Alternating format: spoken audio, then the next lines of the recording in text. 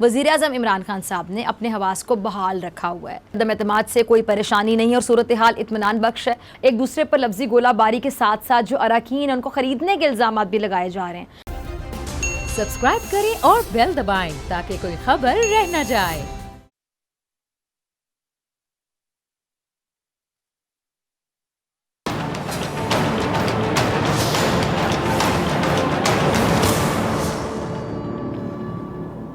अस्सलाम वालेकुम नाज़रीन, मैं हूं डॉक्टर फ़िज़ा अकबर खान और मैं हूं पाकिस्तान और आप देख रहे हैं पाकिस्तान के सबसे बड़े न्यूज़ चैनल का नंबर 1 प्रोग्राम ऐसे नहीं चलेगा। एक अंधा आदमी इमारत के पास बैठा था और उसके पास एक बोर्ड रखा हुआ था जिस पे लिखा था कि मैं अंधा हूं, बराए मेहरबानी मेरी मदद करें। अंधे आदमी के पास उसकी टोपी पड़ी हुई थी जिसमें चंद सिक्के थे। अच्छा, एक आदमी वहाँ से गुजर रहा था, उसने अपनी जेब से चंद सिक्के निकाले और टोपी में डाल दिए। अच्छा, वो जाने ही लगा था कि अचानक उसकी नज़र उस बोर्ड पे पड़ी और उसने बोर्ड को उठाया, उस बोर्ड की दूसरी तरफ कुछ अल्फाज लिखे और बोर्ड को वापस अपनी जगह पर रख दिया ताकि लोग उसको पढ़ें। अच्छा, राहगीर के जाने के बाद कुछ ही देर में अंधे की टोपी सिक्कों से भर गई। अब दोपहर को वही राहगीर वापस जाने के लिए वहाँ से गुजर रहा था। अंधे ने उस आदमी के कदमों की आहट को पहचान लिया। उसने पूछा कि क्या तुम वही हो जिसने सुबह मेरे बोर्ड पर कुछ लिखा था? आदमी ने कहा कि हाँ, मैं वही हूँ। अंधे ने पूछा कि तुमने ऐसा क्या लिखा था कि कुछ ही देर बाद मेरी टोपी सिक्कों से भर गई जो सारे दिन में कभी नहीं भरी? आदमी ने जवाब दिया कि मैंने सिर्फ सच लिखा था, लेकिन जिस अंदाज में तुमने बोर्ड पर लिखवाया था मैंने उससे थोड़ा मुख्तलिफ अंदाज में लिखा था। मैंने ये लिखा था कि आज का दिन बहुत खूबसूरत है, लेकिन मैं इस काबिल नहीं कि इसका नज़ारा कर सकूं। ये सुनकर अंधे ने राहगीर को मुखातिब करके कहा कि तुम ये कहना चाहते हो कि जो पहले लिखा था और जो तुमने बाद में लिखा था, दोनों बातों का इशारा एक ही तरफ नहीं था, मतलब एक नहीं था? अच्छा, राहगीर ने कहा कि यकीनन दोनों तहरीरें यही बताती हैं कि आदमी अंधा है, लेकिन पहली तहरीर में सादा लफ्ज़ों में लिखा था कि मैं अंधा हूँ और दूसरी तहरीर लोगों को बताती है कि आप सब बहुत खुशकिस्मत हैं कि आप अंधे नहीं हैं। इस कहानी से हमें सीखने को मिलता है कि अंदाज़े बयां कितना अहम होता है। अच्छा, बात भले एक ही हो मगर अंदाज़े बयां, लफ्ज़ों का चुनाव, उसकी अहमियत, उसके बताने का अंदाज़ उसकी अहमियत को बढ़ा देता है, या फिर आप ये कह लें कि कभी कभी कम भी कर सकता है। अच्छा, एक सबक ये कि हमें हर हाल में पॉजिटिव सोचना चाहिए। जब ज़िंदगी आपको रोने की 100 वजूहात देने लगे तो पछताने की बजाय आप ज़िंदगी को 1000 वजूहात मुस्कुराने की दे सकते हैं। हमें चाहिए कि हम अफसोस के बगैर अपने माजी को तस्लीम करें, एतमाद के साथ हाल का सामना करें और खौफ के बगैर मुस्तकबिल के लिए तैयार रहें। अब सियासी सूरत हाल को देखा जाए तो यहाँ अपोजिशन और हुकूमत एक दूसरे को माजी याद करा के नीचा दिखा रही हैं, एक दूसरे का माजी उछाल उछाल कर एक दूसरे की किरदार कुशी करने की कोशिश कर रही हैं। अब रही हाल की बात, तो हाल का मुकाबला अपोजिशन हुकूमत दोनों कर रहे हैं, लेकिन ताकि ये जो अपने जो सियासी मुस्तकबिल है ना उसका फैसला किसी तरह से लोग कर सकें। अच्छा, अपोजिशन हुकूमत को इक़्तिदार से हटाकर अपने सियासी मुस्तकबिल को मजबूत और महफूज बनाना चाहती है। अब दूसरी जानिब इमरान खान साहब अपना सियासी मुस्तकबिल बचाने के लिए आदम एतमाद की तहरीक का सामना करने की तैयारियों में लगे हुए हैं और बगैर किसी शक व शुबे के असाब की जंग में, बिलाशुबा असाब की जंग में वज़ीर-ए-आज़म इमरान खान साहब ने अपने हवास को बहाल रखा हुआ है।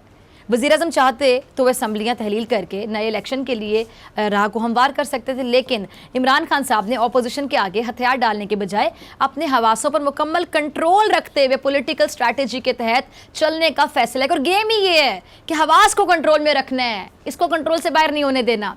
अच्छा, अब ये जानते हुए कि जी ये जो मैच है इमरान खान साहब को पता है आसान नहीं है, क्योंकि हुकूमत के इत्तेहादी अब आपस में इकट्ठे होकर अलग से सियासी खिचड़ी बनाना चाहते हैं। MQM, मुस्लिम लीग, काफ, बलोचिस्तान अवामी पार्टी आपस में सलाह मशवरे कर रही हैं। सियासी तज्ज़ियाकार ये कह रहे हैं कि जी इत्तेहादी जमातें आपस में इसलिए मिल रही हैं क्योंकि वो इस तरह से ज़्यादा अपनी जो मन की मुरादें हैं उनको पूरा कर सकती हैं। आम अल्फाज में क्योंकि कैश करवाना चाह रहे हैं सिचुएशन को, इत्तेहादी तो गलत नहीं होगा। अच्छा, और बाज़ हुकूमती रहनुमा इत्तेहादियों के इस रवैये को बाकायदा ब्लैक मेलिंग करार दे रहे हैं और वाकई ये ब्लैक मेलिंग है। आप मौके का फ़ायदा उठा रहे हैं, अपनी अहमियत को जताना चाह रहे हैं और इस मौके का भरपूर फ़ायदा उठाना चाह रहे हैं कि जो जो मिलता है ले लें, कैश करवा लें। ये ब्लैक मेलिंग ही है। अच्छा जी, अब ये खबर गर्म है कि जी अपोजिशन अदम एतमाद में साथ देने पर चौधरी परवेज़ इलाही साहब को वज़ीर आला पंजाब बनाने की ऑफ़र कर चुकी है और यही ऑफ़र मुस्लिम लीग काफ और हुकूमती रहनुमाओं के दरमियान कशीदगी का सबब भी बनी है। शेख रशीद साहब इस खतरनाक सूरत हाल में भी ऐसा बयान दाग रहे हैं जिसने काफ लीग को नाराज़ कर दिया। शेख रशीद के सिर्फ इतना कहने की देर थी कि जी 4 से 5 सीटों वाली जमात भी वज़ारत आला के लिए हुकूमत को ब्लैक कर रही है। फिर क्या था कि उनके इस बयान के बाद मुनस इलाही ने अपने बड़ों के वो एहसान शेख रशीद को गिनवा दिए जो कि मुनस इलाही शेख साहब पर कर रखे थे। अच्छा, बाद में शेख साहब ने अपने बयान की वजाहत दी और दबे लफ्जों में एक बार फिर कह दिया कि इत्तेहादी जमातों को हुकूमत का साथ देना चाहिए। सुनिए ज़रा शेख साहब की ज़बानी के क्या कहा उन्होंने। जी, तो सुना आपने शेख साहब को, वो मुनस इलाही के बड़ों के एहसानात को भी तस्लीम कर रहे हैं और ये भी कह रहे हैं कि उन्होंने काफ लीग के खिलाफ कोई बात नहीं की है। चौधरी शुजात उनके बड़े भाई हैं जिन पर वो कभी तनकीद नहीं करेंगे, लेकिन शेख साहब दबे लफ्ज़ों में इत्तेहादियों को सुना भी गए कि वो हुकूमत का साथ ना छोड़े। अब ऐसा लग रहा है कि हुकूमत के लोग काफ लीग से बहुत ज़्यादा मायूस हो गए हैं, क्योंकि शायद उन्हें ये लगता है शायद कि काफ लीग ने अपना रास्ता बदल लिया और वो वापस हुकूमत के साथ मिलने को अब किसी सूरत भी तैयार नहीं है।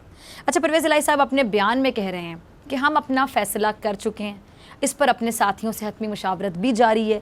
अच्छा, मुस्लिम लीग काफ, MKM और बलूचिस्तान अवामी पार्टी मिलकर चल रहे हैं।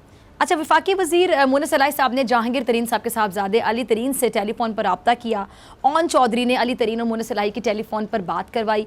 अब काफ लीग ये तासुर दे रही है कि जी उसके पास हर किस्म के ऑप्शंस मौजूद हैं, और इसी को देखते हुए अब ये भी खबरें गर्दिश कर रही हैं कि जी इमरान खान साहब अब खुद बराह रास्त मुस्लिम लीग काफ की आला क़यादत से मिलकर उन्हें कुछ ऑफ़र करेंगे। अब आइंदा 48 घंटों के दौरान मुमकिन है कि वज़ीर आज़म और काफ की मुलाकात हो जाए। अभी वज़ीर-ए-आज़म इमरान खान साहब ने GDA वफ़द से भी मुलाकात की और इस मुलाकात में फ़हमीदा मिर्ज़ा और जुल्फ़िकार मिर्ज़ा मौजूद थे। अच्छा, दूसरी जानिब MKM वफ़द ने पीपल्स पार्टी के सरबराह आसिफ अली ज़रदारी साहब और बिलावल साहब से मुलाकात की, जिसमें MKM के निकात पर इत्तफ़ाक़ किया गया। कल मुत्तहिदा वफ़द की शहबाज शरीफ साहब से भी मुलाकात एक्सपेक्टेड है, मुतवक्के है। अब इन हालात को देख कर कुछ नहीं कहा जा सकता कि किसका पलड़ा भारी, क्योंकि घंटों की बुनियाद पर सिचुएशन चेंज हो रही है। दिन नहीं, ये घंटों की गेम हो रही है कि 1 घंटे बाद ये हो रहा है, 2 घंटे बाद ये और 2.5 घंटे बाद ये, 3.5 घंटे बाद ये। लेकिन अब नून लीग के जो मोहम्मद ज़ुबैर साहब हैं वो ये कह रहे हैं कि अब हुकूमत चंद दिन की मेहमान रह गई है और हुकूमत ने जाना ही जाना है घर। ज़रा सुनिएगा। सुना आपने मोहम्मद ज़ुबैर को, इमरान खान के यूरोपीय यूनियन के बयान पर उन्हें तनकीद का निशाना बना रहे हैं और इमरान खान साहब की इस तनकीद को इमरान खान का ब्लंडर ख्याल कर रहे हैं, क्योंकि नून लीग को ये लगता है कि मुल्क की मईशत का इन्हिसार यूरोपीय यूनियन पर है, लेकिन इमरान खान साहब ने इसे उलझकर अपने पाँव पर कुल्हाड़ी नहीं बल्कि कुल्हाड़ी पर पाँव मारा है। जबकि इमरान खान साहब कल भी अपने जलसे में क्या कह रहे थे, यही कहा था उन्होंने कि जी अपोजिशन ज़हनी गुलाम है, मगरबी ममालिक में उन्हीं लोगों की इज्जत होती है जो सिर्फ अपनी कौम और अपने मुल्क का सोचते हैं। बिल्कुल सही कहा खान साहब ने। इमरान खान साहब ने यह भी कहा कि जी उनके दौर में बेहतरीन खारिजा पॉलिसी की वजह से आज दुनिया पाकिस्तान को इज्जत की निगाह से देखती है। अच्छा, मोहम्मद ज़ुबैर बड़े वसूख के साथ ये दावा भी कर रहे थे कि जब हुकूमत 5 से 10 दिन की मेहमान है, और अपोजिशन का ये दावा इसी सूरत में सच हो सकता है जब नंबर गेम्स अपोजिशन के हाथ में हो। अच्छा, अपोजिशन का इस वक्त जो टारगेट है ना, हुकूमत के इत्तेहादियों को तोड़ना है। गो कि अपोजिशन इत्तेहादियों और हुकूमत के दरमियान दरार डालने में कामयाब भी नजर आती है। शायद इसीलिए वज़ीर इत्तलात फवाद चौधरी साहब को यह बयान देना पड़ गया कि अपोजिशन की अदम एतमाद की जो बेवक्त तहरीक है उसकी वजह से सियासी तलखियाँ बढ़ती चली जा रही हैं। लेकिन एक बात क्लियर है कि नंबर गेम में मुस्लिम लीग का बहुत ज़्यादा अहमियत की हामिल समझी जा रही है।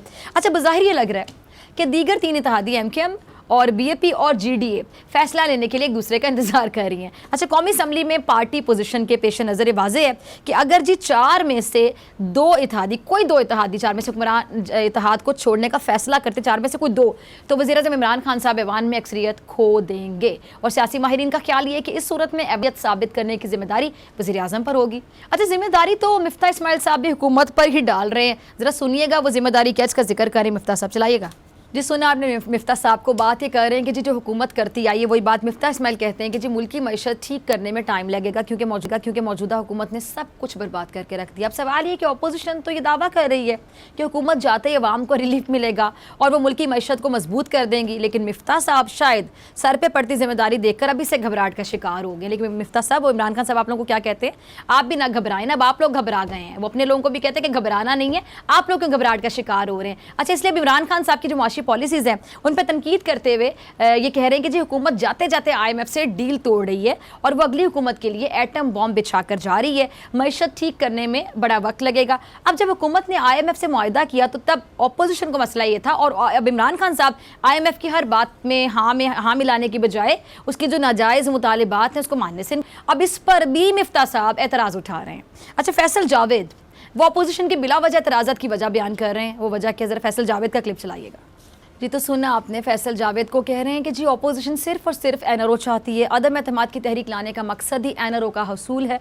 अब खबर ये है कि हुकूमत ने अदम एतमाद के लिए कौमी असम्बली का इजलास 23 मार्च के बाद बुलाने का फैसला किया, क्योंकि 22 और 23 तारीख वाले दिन OIC के वज़ीर ख़ारजा का इजलास है, जो कि यकीनी तौर पर बहुत अहमियत का हामिल है। अच्छा, अहमियत तो तहरीक इंसाफ के अपने रहनुमाओं की भी इस वक्त बहुत ज़्यादा नजर आ रही है। आज वज़ीर-ए-आज़म के खिलाफ तहरीक अदम एतमाद के मामले पर स्पीकर कौमी असम्बली ने असम्बली सेक्रेटरीट से रब्ता किया और उन्होंने पार्टी अरकान के वोटिंग के हवाले से सवालात किए। अच्छा, स्पीकर ने सवाल किया कि क्या मैं मुनहरिफ अराकीन को वोट डालने से रोक सकता हूँ, जिस पे मुतल्लिका हुकाम ने जवाब क्या दिया, जरा सुनिएगा। जवाब ये दिया कि किसी भी रुकन को वोट डालने से नहीं रोका जा सकता। कोई भी रुकन पार्टी पॉलिसी के खिलाफ अगर जाता है तो कार्रवाई उसके अमल के बाद होगी, यानी वोट के बाद कार्रवाई। अब हुकूमत अपने खिलाड़ी और इत्तेहादियों को अपोजिशन के पास जाने से रोक रही है, लेकिन मुराद सईद साहब कुछ फरमा रहे हैं, जरा सुनिएगा। जी, तो सुना आपने मुराद सईद साहब को। हुकूमती रहनुमा जगह जगह जाकर इमरान खान साहब को तमाम सियासी जमातों से बरतर करार दे रहे हैं। शायद वज़रा ऐसा इसलिए सोचते हैं क्योंकि इमरान खान साहब अब भी अवामी ताकत का भरपूर मुजाहिरा कर रहे हैं। इमरान खान साहब के कल के जो हाफिजाबाद का जलसा, आप उसको देख लें, बहुत बड़ा जलसा था। और इससे पहले लोअर दीर में भी उन्होंने बहुत बड़े अवामी मजमे से खिताब किया, जो यकीनी तौर पर इस बात का सबूत है कि इमरान खान साहब को अब भी अवाम की हिमायत हासिल है। और इमरान खान साहब दरअसल अपोजिशन के इस प्रोपेगेंडे को ज़ायल करना चाहते हैं, जिसमें अपोजिशन अक्सर ये दावा करती है कि अवाम वज़ीर आज़म साहब पर एतमाद नहीं करती है, अवाम वज़ीर आज़म साहब पर अदम एतमाद का इज़हार कर चुके हैं और हुकूमत को अब अवाम की ज़रा भी हिमायत हासिल नहीं है।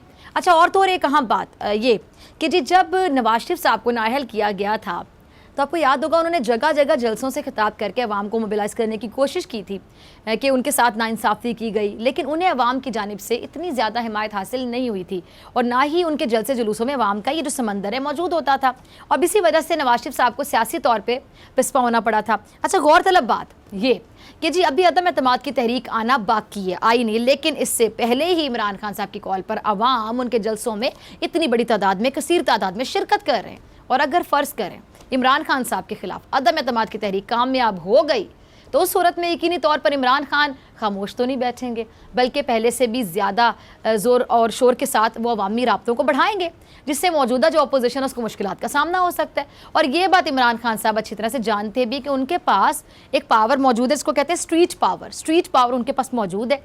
इसलिए ये भी खबर गर्म है कि इमरान खान साहब ने अपनी जमात को डी चौक जलसे में 10 लाख लोग लाने की हिदायत जारी की और हुकूमत ने 27 मार्च को इस्लामाबाद डी चौक में जलसा करने का ऐलान किया। और अगर अवाम की कसीर तादाद ऐसे इमरान खान का साथ देती रही तो फिर इमरान खान अपोजिशन को एम्पायर के ताने का भी जवाब बखूबी अंदाज में दे सकते हैं। और इमरान खान के बड़े पावर शो से PDM को भी एक पैगाम मिला है कि वो इतने बड़े बड़े जलसे करने में नाकाम रही जो अकेला इमरान खान करके दिखा देता है। अच्छा, शहबाज गिल कुछ कह रहे हैं, ज़रा चलाइएगा। जी, तो सुना आपने शहबाज गिल को, वो अपोजिशन के साथ साथ अपनों को भी आड़े हाथों लेते हुए नजर आ रहे हैं। शहबाज गिल ने कहा है कि तहरीक अदम एतमाद से मुतालिक हिकमत अमली यही है कि जिन लोगों ने ज़मीर बेचा है वो सामने आए, ऐसे लोगों को तहरीक अदम एतमाद के हक़ में वोट देने से पहले ही नाअहल कर देंगे। अच्छा, शहबाज गिल ने नून लीग के अहम रहनुमाओं पर करप्शन के इल्ज़ाम लगाए और ये कह रहे थे कि जी शुरू दिन से ये तासुर देने की कोशिश की गई कि वज़ीर आज़म का दामन साफ़ है जबकि उनकी टीम करप्ट है, लेकिन अपोजिशन के रहनुमाओं पर करप्शन के ऐसे दाग हैं जिन्हें मिटाया नहीं जा सकता। अच्छा, सियासी कश्ती में सवार रहबर एक दूसरे को सियासी समंदर में डुबोने के लिए बहुत जतन कर रहे हैं।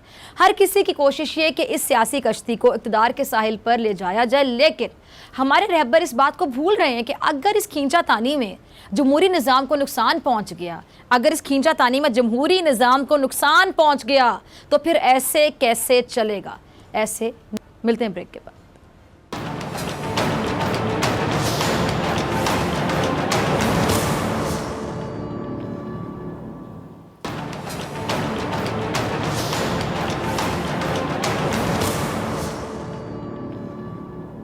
वेलकम बैक नाज़रीन। वज़ीर-ए-आज़म इमरान खान साहब ने एक बार फिर से ये दावा किया है कि अदम एतमाद से कोई परेशानी नहीं है और सूरत हाल इत्मीनान बख्श है, हुकूमत को कोई मसला नहीं है, इत्तेहादी साथ ही हैं और हमारे नंबर्स भी पूरे हैं। जबकि दूसरी जानिब खबरें ये सामने आ रही हैं कि हुकूमत ने इत्तेहादियों से राब्तों का एक और जो दौर है वो शुरू करने का फैसला किया है। ज़राए बताते हैं कि हुकूमती शख्सियात मुस्लिम लीग, काफ, MKM और बलूचिस्तान अवामी पार्टी से दोबारा राब्ते करेंगी। इस सारी सूरत पर बात करने के लिए मेरे साथ मौजूद मेहमान मौजूद हैं पंजाब हुकूमत और सीनियर रहनुमा तहरीक इंसाफ हसन खाबर साहब। बहुत शुक्रिया वक्त देने के लिए। जी हसन साहब, ये जो जलसे की तैयारियां की जा रही हैं, इस्लामाबाद के डी चौक में 27 मार्च की तारीख का ऐलान किया गया, तो मौलाना साहब भी सोच रहे हैं कि वो भी इस्लामाबाद में अपनी कुव्वत का ताकत का मुजाहिरा करें। कैसी तैयारी है आप लोगों की? देखिए, हमारी तैयारी तो बहुत अच्छी है और इंशाल्लाह 27 तारीख को ये बात हर एक के सामने आ जाएगी कि अवाम की सपोर्ट किसे हासिल है, जलसा कैसे किया जाता है, लोगों की उमंगों का तर्जुमान कौन है। ये सब बातें 27 तारीख को वाज़ेह हो जाएंगी और इंशाल्लाह पाकिस्तान की तारीख का सबसे बड़ा जलसा जो है वो इमरान खान साहब करेंगे। ठीक है। अच्छा, जलसे का सुनने के बाद ये जो फजलुर रहमान साहब है वो भी इस्लामाबाद में अपनी कुव्वत का मुजाहिरा करने का सोच रहे हैं, इसका मतलब है अभी से उन्होंने प्रेशर ले लिया आपके जलसे का? देखें, इन सब के ओसान ख़ता हो गए हैं क्योंकि इन सब ने एक बयानिया बनाया हुआ था और इनका ख्याल था कि जलसे और अवामी सपोर्ट को टैप इन सिर्फ अपोजिशन कर सकती है, लेकिन ये 22 करोड़ लोगों का प्राइम मिनिस्टर है और जितनी सपोर्ट खान साहब के पास है और पाकिस्तान के तूलो अर्ज से है, ना किसी मुआशरे के एक तबके से है, ना किसी एक सूबे से है, बल्कि पूरे पाकिस्तान से खान साहब के पास ही सपोर्ट हासिल है। और ये जाहिर है कि इस जलसे के ऐलान से बहुत सारे लोग जो हैं वो अपसेट हो गए और घबरा गए हैं, और जाहिर है कि मौलाना साहब भी घबरा गए हैं और इसीलिए वो चाह रही है कि जी वो भी अपने सपोर्ट का मुजाहिरा करें। और आप ये देखें कि ये सब लोग पहले ये कह रहे थे कि जी आप असेंबली में मुकाबला करें, हमने कहा कि हम पार्लियामान के अंदर और बाहर दोनों जगह मुकाबला करेंगे। तो अब जलसे का सुनते ही जो है सबको अपनी जो पॉलिटिकल कैंपेन है और जलसे हैं वो याद आ गए हैं। ठीक है। अच्छा, इमरान खान साहब जलसों में बड़े मुतमईन नज़र आ रहे हैं कि तहरीक अदम-ए-एतमाद में अपोजिशन हर हाल में नाकाम होगी, लेकिन हसन साहब एक सवाल जहन में आता है कि आपके जो इत्तेहादी हैं उन्होंने अब तक क्यों नहीं खुलकर ऐलान किया कि वो इस तहरीक अदम-ए-एतमाद में हुकूमत का साथ देंगे और वो इमरान खान साहब को नहीं हटाना चाहते हैं? या अगर मैं आम अल्फाज में कहूँगी, जो इत्तेहादी हैं वो सिचुएशन को बड़ा कैश करवा रहे हैं, अंदर ही अंदर बड़ा महजूज हो रहे हैं कि अच्छा हुकूमत वालों को भी हमारी ज़रूरत है, अपोजिशन को भी हमारी ज़रूरत है, हम इतने इंपॉर्टेंट हैं, इतने अहम हैं, इंजॉय कर रहे हैं वो? देखिए डॉक्टर साहब, बात यह है कि सियासत जो है ना वो किसी टेक्स्ट बुक का नाम नहीं है। सियासत जो है एक प्रैक्टिकल चीज़ है और जाहिर है कि तमाम सियासी जमातें जो हैं वो सियासत करने ही सियासत के मैदान में उतरती हैं। अगर उन लोगों ने उनको रीच आउट किया है, अपोजिशन के लोग उनके पास गए हैं, उनके आगे माथा टेका है, उनका स्टैचर और बुलंद हुआ है, क्योंकि जाहिर है कि आपको पता है कि मुस्लिम लीग नवाज के लोग उनके बारे में, काफ के बारे में क्या ख्यालात रखते थे, और आज इमरान खान साहब की दुश्मनी ने उनको उनके घर ले जाने पे मजबूर कर दिया और उन लोगों ने जाहिर है कि उनसे मुलाकातें की हैं। लेकिन मैं ये बात वाजे कर दूं कि तमाम मीटिंग्स अपनी जगह, मुशावरत अपनी जगह, इंशाल्लाह हमारे इत्तेहादी हमारे साथ से नहीं हिलेंगे और बाकानी पे ऐलान भी करेंगे, ओपनली हमें सपोर्ट भी करेंगे और इंशाल्लाह हमारे साथ खड़े रहेंगे। बाकी ये है कि मेल मुलाकात करना, मीटिंग करना, बातचीत करना हर एक का हक है, इसमें मेरा नहीं ख्याल कि किसी को कोई इतराज़ हो सकता। ठीक है। अच्छा जी, हसन साहब अदम-ए-एतमाद की जो तहरीक है, क्या पेश होने के बाद सिर्फ पंजाब के वज़ीर आला के लिए जो जोड़ तोड़ है क्या जारी है? आपको क्या लगता है कि आपके जो इत्तेहादी हैं और आपके कुछ अराकीन, जो आपके अपने अराकीन हैं, वो उस्मान बुज़दार साहब से खुश नहीं थे, या ये सब लोग वही कहेंगे मौके का फ़ायदा उठा के ब्लैकमेल कर रहे हैं? देखिए, पंजाब के वज़ीर आला की टेंशन पूरे पाकिस्तान को है। अब इस वक्त जो है, जो हमारा सियासी मुकाबला है, जो सियासी दंगल है, वो तो वफाकी हुकूमत के लेवल पे है, वहीं पे तहरीक अदम-ए-एतमाद आई हुई है। और अच्छा सॉरी, मैं आपकी बात काट रही हूँ, मैं भी यही बात है। सोच रही थी कि इमरान खान साहब से ज़्यादा जो अहम किरदार बने हुए इस टाइम पे उस्मान बुज़दार साहब बने हुए। वैसे बिल्कुल है। देखिए, पंजाब जो है पाकिस्तान का सबसे बड़ा सूबा है और बहुत से लोग जाहिर है कि ख्वाहिशमंद भी हैं, जिनका ख्याल था कि वो इस ओहदे के लिए कंटेस्ट कर सकते थे, इस जगह आ सकते थे। तो जाहिर है इस तरह होता है, ये सियासत में होता है। लेकिन इस वक्त हमारे लिए जो सियासी दंगल अहम है वो वफाकी हुकूमत का है और पंजाब के वज़ीर आला जो है वो उस्मान बुज़दार हैं और तब तक वही वज़ीर आला रहेंगे जब तक कि प्राइम मिनिस्टर इमरान खान का कॉन्फिडेंस उन पे है, और अभी तक तो उनका कॉन्फिडेंस है, इसलिए वो चीफ मिनिस्टर हैं। और ये बात कुछ लोगों की आंख में खटक रही है, लेकिन खटकती रहे, पिछले 3.5 साल से खटक रही है और हुकूमत पंजाब जो है वो अपना काम कर रही है और इंशाल्लाह इसी तरह जोरों शोर से करती रहेगी। ठीक है। अच्छा हसन साहब, एक अहम एक जो खबर जो सामने आई कि जो कानूनी माहिरीन उन्होंने कहा कि जो आपके जो मुनहरिफ अरकान है उसको वोटिंग से आप लोग नहीं रोक सकते हैं और वोटिंग के बाद जो पार्टी पॉलिसी इसकी खिलाफ वर्जी पर उस रुकन के खिलाफ कार्रवाई हो सकेगी। ये जो आर्टिकल आइन का 63(1)(a) के तहत बात हो रही थी कि जी वो वोट देने जाएंगे नहीं, है अगर जाएंगे भी तो उनका वोट काउंट नहीं होगा। अब अगर वोटिंग से आप रोक नहीं सकते हैं, कानून ये कहता है, और फिर वोट देने के बाद कोई कार्रवाई हो सकेगी, फिर अब हुकूमत क्या सोच रही, क्या स्ट्रैटेजी होगी? अच्छा देखिए, मैं 2-3 बातें वाज़ेह कर दूं। जाहिर है कि मैं कोई कानूनी माहिर नहीं हूँ, लेकिन मैं तो एक कानून के तालिब इल्म की हैसियत से, एक आम शहरी होने की हैसियत से ये समझता हूँ कि अगर एक कानून का मकसद हॉर्स ट्रेडिंग को रोकना है तो उससे हॉर्स ट्रेडिंग को रोका जाना चाहिए। अगर एक कानून का मकसद फ्लोर क्रॉसिंग को रोकना है तो उसका मकसद ये नहीं है कि जो फ्लोर क्रॉसिंग करे उसको सजा दे, बल्कि उसको रोकना चाहिए। जब चोरी के लिए, किसी और जुर्म के लिए कवानीन बनते हैं तो मकसद ये होता है कि कवानीन ऐसे हों कि उससे उसकी बेखुदी हो सके, उन जराइम को रोका जा सके। तो मुझे समझ नहीं आती कि यहाँ पे ये लॉजिक कैसे फ़र्क हो जाता है। बहरहाल मैं फिर भी ये कहूँगा कि तमाम कानूनी और आइनी ऑप्शंस जो हमारे पास मौजूद हैं हम उनको एक्सरसाइज करेंगे, लेकिन उसके बावजूद आप देखेंगे कि अपोजिशन से 172 अरकान पूरे नहीं होने, उनके दावों के बरक्स, उनकी बढ़कों के बरक्स, उन्होंने जो हॉर्स ट्रेडिंग का काम शुरू किया है जो उनका पुराना वतीरा है, उसके बावजूद जो है उनसे ये लोग इकट्ठे नहीं होंगे और उस दिन जो होगा, जिस दिन वोटिंग होगी, वो भी सबके सामने होगा। ठीक है। बिल्कुल मैं एग्री करती हूँ आपकी बात से कि हॉर्स ट्रेडिंग का सिलसिला तो फ़ौरन रुकना चाहिए। अच्छा, हमजा शहबाज साहब ने आज तरीन हाउस में तरीन ग्रुप के अरकान से जो हसान सा मुलाकातें की हैं, तो हुकूमत ज़्यादा ख़तरा तरीन ग्रुप से महसूस कर रही है, अलीम खान ग्रुप से महसूस कर रही है, किसी से भी नहीं कर रही? देखिए, कोई जगह है जो ऑपोजिशन के अरकान ने छोड़ी है, जहाँ जाके उन्होंने मेहनत नहीं की, तो ये बात तो पहले दिन से चल रही है। वो तो हर घर गए हैं, हर दरवाजा जी, खटखटाया है, हर जगह मसला टेका और है, आगे हर एक हाँ, को फिर और मदद दाल की भी है, कहीं नहीं गली। और दाल भी नहीं गली। तो अब वहां पहुंच गए हैं। अभी आप देखें और पता नहीं कहाँ कहाँ जाएंगे, इनकी दाल कहीं नहीं गलनी। इनको एक दफा पूरा ट्रिप लेने दें अराउंड द, क्या होता है, around the world in 80 days. ये जो है ना, 8 दिन के अंदर तमाम पॉलिटिशियन से मिलने दें। आखिर में आप देखेंगे कि ये ना सिर्फ भागेंगे, तितर बितर होंगे, फिर ब्लेम गेम शुरू होगी, फिर एक दूसरे पे ब्लेम डालेंगे। ये जरदारी साहब पे डालेंगे, जरदारी साहब शरीफ पे ब्लेम डालेंगे, ये दोनों मिलके मौलाना पे ब्लेम डालेंगे। उसके बाद कोई कुछ कहेगा कि अभी देखिए कि इनके साथ होनी क्या है। ठीक है जी, चलें, कुछ ही मेरे ख्याल से दिनों का इंतज़ार करना होगा। ठीक है, बहुत शुक्रिया हसान साहब आपके वक्त के लिए। और नाज़रीन, आपसे मुलाकात ब्रेक के बाद।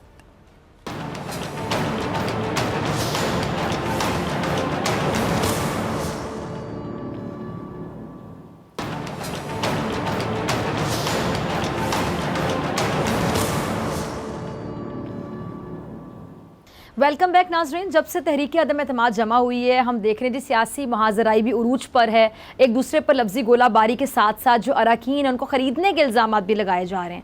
आज आसिफ अली जरदारी साहब और बिलावल साहब की अदम एतमाद के तनाजुर में हुकूमत के अहम इत्तेहादी MKM से मुलाकात हुई, जिसमें पीपल्स पार्टी और MKM पाकिस्तान ने मुल्क के वसीतर मुफाद में मिलकर काम करने पर इत्तफाक भी किया है। इस सारी सूरत हाल पर बात करने के लिए मेरे साथ मौजूद है पीपल्स पार्टी की अहम रहनुमा, सूबाई वज़ीर सिंध और सीनियर रहनुमा पीपल्स पार्टी शैला रज़ा साहिबा। शैला साहिबा, बहुत शुक्रिया वक्त देने के लिए। अच्छा शैला साहिबा, तहरीक अदम एतमाद लाने का जो तमाम क्रेडिट है वो मेरे ख्याल से सिर्फ पीपल्स पार्टी को ही जाता है, क्योंकि आप लोगों ने शुरू दिन से ये बात की और अब आपने तमाम अपोजिशन को इस बात पर आखिरकार राजी कर ही लिया। लेकिन अब ऐसे लग रहा है कि जैसे सब जमातें शैला साहिबा इसका शायद फ़ायदा उठा रही, इसको कहते हैं कि जी सिचुएशन को कैश करवाना, ख़ासतौर पर हुकूमती इत्तेहादी भी इसका फ़ायदा उठाकर अपने अपने जो मुतालिबात हैं वो सामने रख रहे हैं। कैसे देख रही हैं आप इस पूरी सिचुएशन को, और ख़ासतौर पर जो लोग कैश करवा रहे हैं सूरत हाल को? देखिए, इस वक्त सबसे बड़ी बात यह है कि ऑपोजिशन को भी MNAs ही के पास जाना है, चाहे वो इत्तेहादी पार्टी की शक्ल में हो, चाहे वो हकूमती पार्टी हो, और चाहे वो इंडिपेंडेंट हो। तो जब अगर वो हकूमती पार्टी में से हैं और हुकूमत के इत्तेहादी हैं, तो वो किसी न किसी तरह कोई पोजीशन है जिसको वो लेके चल रहे हैं। तो एक ऐसे वक्त में कि उनको ये समझ आ रही है कि कुछ अरसे बाद आवाम के पास जाना है। अगर आज हमने सही डिसीजन नहीं लिया तो 1-1.5 साल बाद का जो पीरियड है उसमें हमारे लिए एक बड़ा मसला होगा। वज़ीर आज़म ने तो इसका जवाब ये निकाला कि इधर से बंदे पकड़ो, 5-5 हज़ार तुम लोग लाओ, ये करो वो करो करके दिल से कर लिए। लेकिन हर MPA MNA इस तरह नहीं कर पा रहा। लोगों को उनके इलाके में मसाइल आए, मुख्तलिफ सोशल मीडिया पे हमने देखा, यहाँ तक के मियाँ वाली के MPA को तो लोगों ने मारा। और परवेज़ खटक साहब ने कन्वेंशन किया तो उसमें लोग नहीं थे। फिर आज भी शायद इनका ओवरसीज़ वाले में भी बड़ी बदनज़मी रही। तो इस सारे सूरत हाल को देखकर और ये देख कर के हुकूमत कुछ परफॉर्म नहीं कर रही, हुकूमत के अंदर और हुकूमत के इत्तेहादियों में बेचैनी है, जिसका वो बरमला इजहार कर चुके हैं। उस पर ये पेशकश जब उन्हें जा रही है तो वो आने में ज़ाहिर है कि कोई ना कोई बातचीत करेंगे कि किस तरह से उनकी पार्टी को या इंडिविजुअल को क्या मुकाम मिलेगा। कुछ ज़ाहिर है कि कुछ लोग चाहेंगे कि वो जिस सीट से जीते हैं, तो अगर वो इस वक्त वहाँ पर आ रहे हैं तो उनके सामने कोई खड़ा ना हो, वो आइंदा इलेक्ट हो। तो ये इस किस्म की चीज़ें तो होती हैं, लेकिन असल बात यह है कि जो भी आ रहा है वो हुकूमत के कुछ ना परफॉर्म करने से, अवाम को ना रिलीफ देने पे आ रहा है। और हाल में जो हुआ कि वज़ीर आज़म साहब ने 5 रुपये फ़ी यूनिट कम किया और कहा कि अब 4 महीने तक नहीं बढ़ेंगे, लेकिन नेपरा ने फिर 6 रुपये बढ़ा दिए। फिर पेट्रोल की कीमतें जो 12 रुपये 65 पैसे बढ़ी थी, उनके 10 रुपये कम किए, लेकिन ट्रांसपोर्टर्स ने कुछ नहीं किया। महंगाई में जो है 5.2% इजाफा हो चुका है और रवा माली साल के हम देख रहे हैं तो 43 खरब रुपए जो है बजट डेफिसिट है और इसके अलावा एक्सपोर्ट बहुत ज़्यादा बढ़ी हुई हैं, 47 तक हैं और ये 46 बिलियन डॉलर्स तक हैं और एक्सपोर्ट जो हैं वो बहुत कम है, 17 बिलियन डॉलर तक हैं और इम्पोर्ट जो है वो 46 बिलियन डॉलर क्रॉस कर चुकी हैं। तो ये सारा सब कुछ खसारे में चल रहा है। इसको देखते हुए लोग अब समझ रहे हैं कि वाकई के हम कुछ फैसला करें तो बेहतर है। तो वो एक बातचीत जमहूरी अमल के तौर पर मैं आपकी बात से इत्तेफाक करती हूँ कि जो भी छोड़ रहा होगा हुकूमत को ये छोड़ना चाहेगा, खासतौर पर अगर इत्तेहादियों की बात की जाए, ठीक है मैं आपकी बात से एग्री करती हूँ कि किसी हद तक अगर जो इत्तेहादी अगर छोड़ना चाह रहे हैं हुकूमत को, यकीनी तौर पर वो तंग है हुकूमत से या उनको लगता है कि जी उनका वोट बैंक शायद मुतासर होगा, उन्होंने इसी अवाम में जाना है तो वो शायद छोड़ना चाह रहे हैं। लेकिन इसके अलावा एक मामला सामने आ रहा है, वो ये शैला सबर सब वजारत आला पंजाब की कुर्सी को देख लें आप, मतलब पेशकश हर किसी को चाहिए, ऑफर चाहिए, तो इस चीज़ को आप कैसे देखती हैं? ये तो फिर अपना ज़ाती मुफाद हो गया ना कि कुर्सी का फ़ायदा, इक़्तिदार का फ़ायदा कि हमें ये वाली कुर्सी मिल जाए तो ठीक है, हम आ जाएंगे, हम आपके साथ मिल जाएंगे, ये कैसे देखती हैं आप? नहीं, मैं ये कहूँगी कि इस वक्त पीटीआई को इत्तेहादियों से ज़्यादा अपने अंदर ख़तरा है, चाहे वो अलीम ग्रुप हो या तरीन ग्रुप हो। और आज तो ब्रिगेडियर नहीं मैं गलत नाम ना ले लूँ, लेकिन कोई एजाज चौधरी हैं या कौन है, अगर मैं गलत नाम ले रही हूँ तो बहरहाल वो भी पार्टी के सीनियर हैं, पहले पार्टी का ओहदा भी था उनके पास, वो गए हैं और बात करने की कोशिश की बात तो नहीं कर रही हैं। तो जी अगर इत्तेहादी जो हैं जी बिल्कुल हाँ, मेरा नाम कुछ गलत हो गया था, अगर पार्टी के अपने अंदर मसाइल मौजूद हैं तो इत्तेहादी तो बहरहाल अपना एक वज़न रखते हैं, वो तो बात करेंगे क्योंकि हर आदमी फिर इस बात से मुत्तफ़िक़ हो रहे हैं कुछ लोग कि PMLQ ये कह रही है कि असेंबली को अपनी मुद्दत पूरी करनी चाहिए, यानी कि वो ये चाहते हैं कि वज़ीर आज़म अगर जा रहे हैं तो जो नई चीज़ सामने हो तो वो असेंबली की मुद्दत पूरी करे, तो ये भी एक अच्छा कदम है। तो जब असेंबली की मुद्दत की बात हो रही है तो आपको जब किसी के साथ आप हाथ मिलाते हैं, उसको अपने साथ मिलाते हैं तो लेने और देने वाली पोजीशन तो बनती है। अब ये बात सबको बहुत अच्छी तरह मालूम है कि तरीन ग्रुप की जो है वो चौधरी बिरादरान के साथ बहुत अच्छी जमी हुई है और नून लीग का इतना कुछ अच्छा ख़ास तरीन ग्रुप से नहीं हो रहा है और वो उन्होंने अलीम ग्रुप को अपने पास किया हुआ है। तो ये एक सिलसिला बन रहा है, लेकिन जो मैं देख रही हूँ और मैं समझ रही हूँ उसमें मुझे अपोजिशन खासी मुतमईन नज़र आ रही है। और अब हुकूमत ने बदलन ख़ास्ता 28 तारीख़ दी है, तो 28 तारीख़ मैं समझती हूँ कि काफ़ी लेट है और ठीक है, इजलास तो कहीं भी बुलाया जा सकता था अगर हुकूमत मुतमईन है। ज़रूरी तो नहीं है कि असेंबली में ही बुलाया जाए, रिक्वेजिशन हो गई तो आप कहीं भी बुला सकते हैं और कह सकते हैं कि जी हम मजबूत हैं, हमारे अपने मेंबर पूरे हैं और अपोजिशन के पास नहीं है, लेकिन हुकूमत ने इसको डिले करा है और अब बादल नखास्ता 28 मार्च दी है।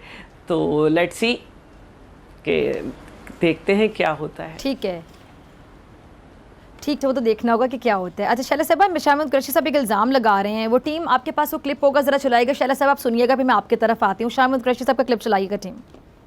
जी शैला साहब, आपने सुना शाह महमूद कुरैशी साहब को, क्या कहेंगी आप? देखिए, शाह महमूद कुरैशी साहब बीच बीच के जितना भी बोल लें, लेकिन तहरीक अदम एतमाद का ऑप्शन आइन में मौजूद है और हम आइन के मुताबिक उसको पेश कर रहे हैं। हम तमाम लोगों से खुल्लम खुल्ला मुलाकात कर रहे हैं। आप बता दें, आपके यहाँ की तो कॉल्स लीक हो रही हैं कि 800 रुपये पे बंदा जो है कल के जलसे में लाया गया था और उसके बाद जो है वो ड्राइवर्स की आपस में कॉल जो है वो लीक हो रही थी। आप तो साबित कर दें, आप हुकूमत हैं, क्या मुश्किल काम है। आपने तो अपने लोगों से कहा है कि इनसे पैसे ले लो और उसको गरीबों में तकसीम कर दो।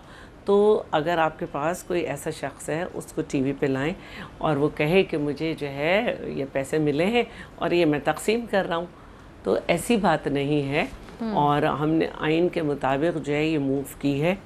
आप बताएं कि 10 लाख जो बंदे आप लाएंगे, तो ये बेहतर नहीं था कि आप अपनी मेंबर्स की गिनती पूरी रखते, उन्हें मुतमईन रखते अपने काम से, और ये पैसा जिससे 10 लाख लोग आप लाएंगे वो गरीबों में तकसीम कर देते। अरे शहरा साहबा, फवाद चौधरी साहब ने एक इंटरव्यू में अपोजिशन को एक ऑफ़र दी है कि जी अपोजिशन तहरीक अदम एतमाद वापस ले ले, फिर देखते हैं कि उन्हें बदले में क्या दिया जा सकता है। उन्होंने ये भी कहा कि जी जल्द जो नए इंतखाबात हैं उस समय जो मुतादिद मामलात हैं उस पर बातचीत हो सकती है। क्या कहेंगे आप हुकूमत की इस ऑफ़र को? ये वही है ना चौधरी फवाद, जिन्होंने कहा था कि माफिया तरले कर कर जो है JUI के MNA आए हैं, और उनके साथ शहजाद गिल जो थे उन्होंने कहा था कि और इन्हें मारना चाहिए था, छोड़ना ही नहीं चाहिए था। ये इस कस्म की बातें दोनों ही कर रहे थे ना। तो जिनको आपने मारा, जिनको आप घसीट के ले गए, उनसे आप कह रहे हैं कि हम अब बातचीत कर लें, और शेख रशीद ने कहा कुचल देंगे। तो आप कुचलने की कोशिश करें, अब हमसे बातचीत क्यों कर रहे हैं? चलें ठीक है जी, बहुत शुक्रिया शैला साहब आपके वक्त के लिए। इसी के साथ डॉक्टर फिज़ा जी इजाज़त, आपसे मुलाकात होगी इंशाल्लाह कल सेम टाइम सेम चैनल। अगर ज़िंदगी ने वफ़ा की, दुआओं में याद रखिएगा अपना, अपने प्यारों का बहुत ख्याल रखिएगा। अल्लाह निगहबान।